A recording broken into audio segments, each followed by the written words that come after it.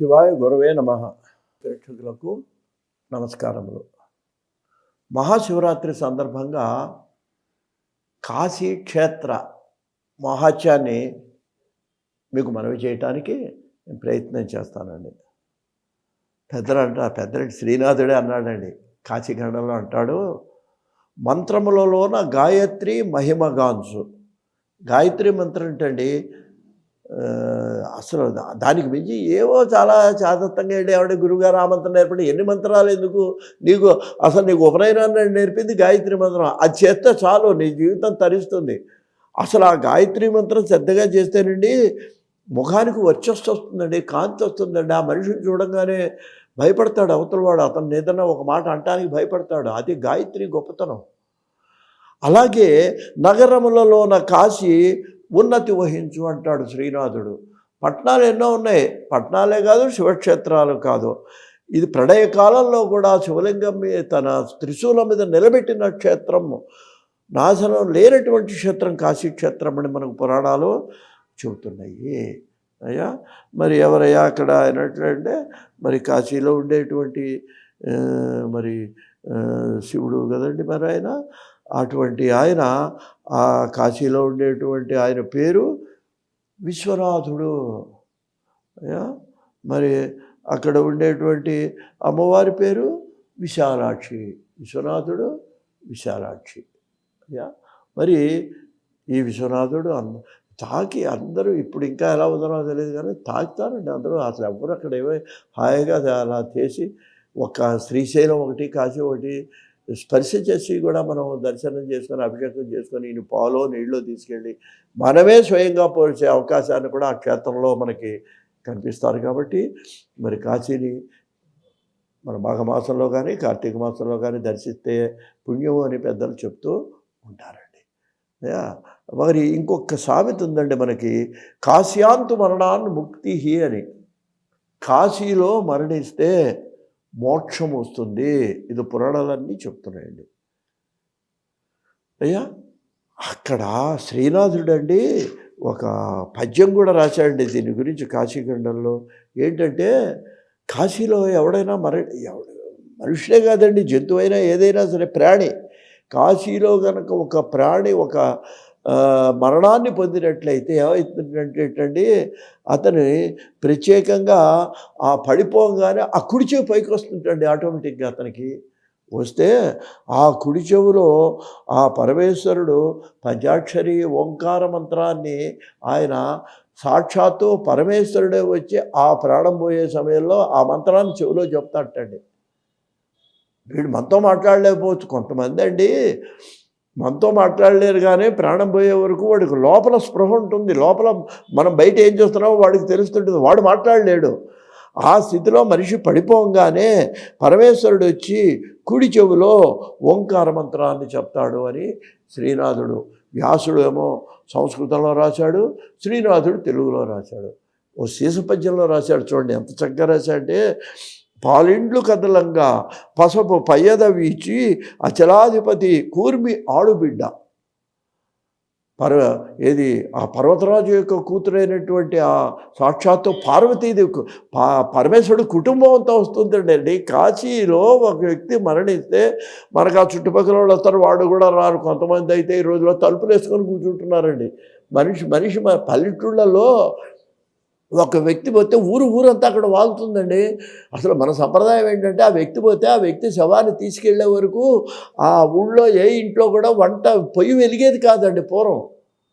ఇప్పుడు ఏమీ లేదు, అపార్ట్మెంట్లు పక్క ఇళ్ళు అసలు ఏం ఉండదు. వీడు పోయినాడంటే వీడిని తీసుకెళ్ళి మా అపార్ట్మెంట్లో కూడా దూరంగా పెట్టమంటారు.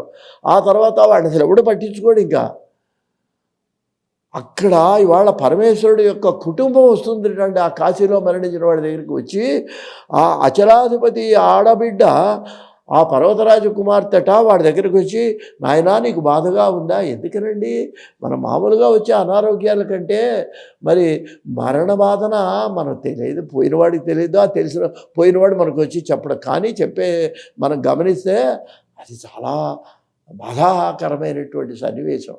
అందుకని ఆ అమ్మవారు వచ్చిందండి తన పయ్యదతో తన పమిట కొంగుతో వాడికి గాలి విసురుతుందిటండి.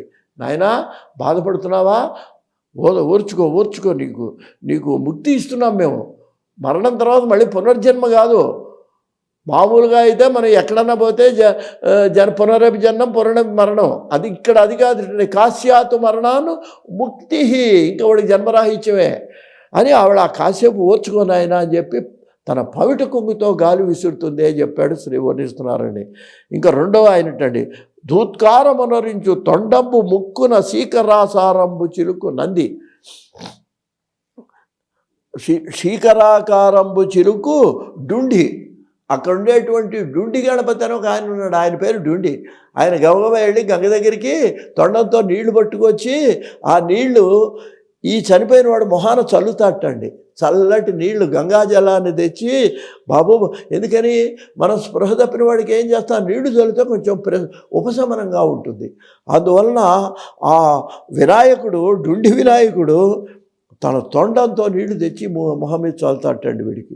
ఇక మూడవది, ప్రత్యక్షముగా వచ్చి భాగీరథి గంగ మృదుల హస్తము సాచి మేను నెమరు. గంగాదేవే స్త్రీ రూపంలో వచ్చి శరీరం అంతా ఒకసారి స్పృశించి మేను శరీరం నిమురుతుందిటండి. అయినా నీకు బాధపడవ, శరీరం బాధ కదండి, మరణ బాధ. ఆవిడ చెయ్యి తగిలేటప్పటికీ బాధ ఉపశమనం అవుతుందిటండి.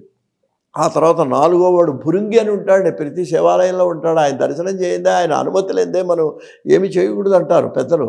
ఆ భృంగి ఆయన పరివారం, ఆ భృంగి వస్తాటండి. వచ్చి ప్రమథోత్తముడు భృంగి భయ రక్షణార్థంబు పాలాగ్రమున దీర్చు భసిత రేఖ.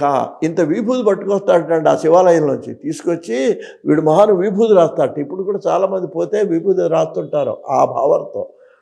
ఆ విధంగా ఈ భృంగొచ్చేమో విభూతి రాస్తాటండి. దక్షిణ శృతి మీదుగా ధాత్రి తెళ్ళు పెద్ద నిద్రకు మ్రాగన్ను పెట్టు వేళ పంచజనులకు తారక బ్రహ్మవిచ్చి అభవుడు ఉపదేశమరించినప్పుడు కాశీ. ఆ కుడి చెవులో ఆ అభవుడు వచ్చి, ఆ పరమేశ్వరుడు వచ్చి తారక మంత్రాన్ని ఉపదేశిస్తాడు అనేటువంటి విషయాన్ని శ్రీనాథుడు కాశీఖండంలో వర్ణించాడు. కాబట్టి కాశ్యాంత మరణాన్ ముక్తి అంటే ఒక్క విషయం చెబుతానండి, మన చేతిలో ఉందా? పూర్వం మా చిన్నప్పుడు చెప్పేవాళ్ళండి. నేను ఏలూరులో ఉన్నప్పుడు ఒక ఆయన పాపం కాశీ వెళ్ళి అక్కడే ఉండాలని వెళ్ళి అక్కడే ఉంటున్నాడండి చాలా కాలం నుంచి. చివరికి ఆయనకు ఒక ఆలోచన వచ్చి, ఇక్కడ మనం ఏదన్నా అన్నదానం సత్రం కడితే బాగుంటుందని అప్పట్లో, ఇప్పుడు 60-70 ఏళ్ల కిందట మాట నేను చెప్పేది. అప్పుడు ఆయన ఈ చందాల కలెక్షన్ కానీ ఏలూరు, రాజమండ్రి ఇవన్నీ తిరగటం మొదలెట్టాడండి. అంటే ఆ కాశీలో అన్నదానం కట్ట. చివరికి ఒక చందా వసూలు చేసుకొని ఎడుతూ రైల్లో ఆయన ప్రాణం పోయిందండి.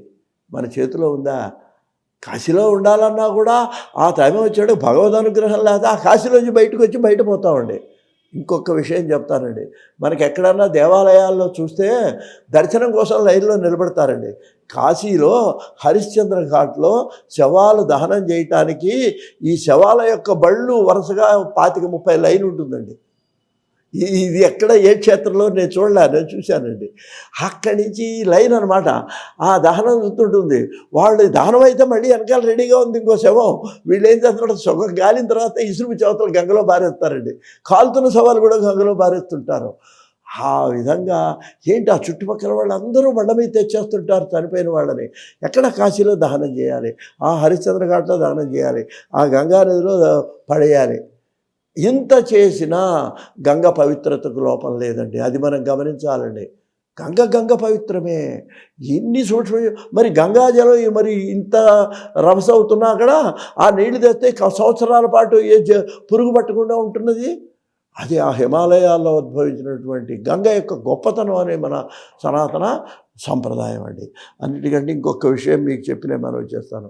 ఇవాళ మన ముఖ్యమంత్రి గారు మరి కాశీని చాలా బాగా తీర్చిదిద్దారండి.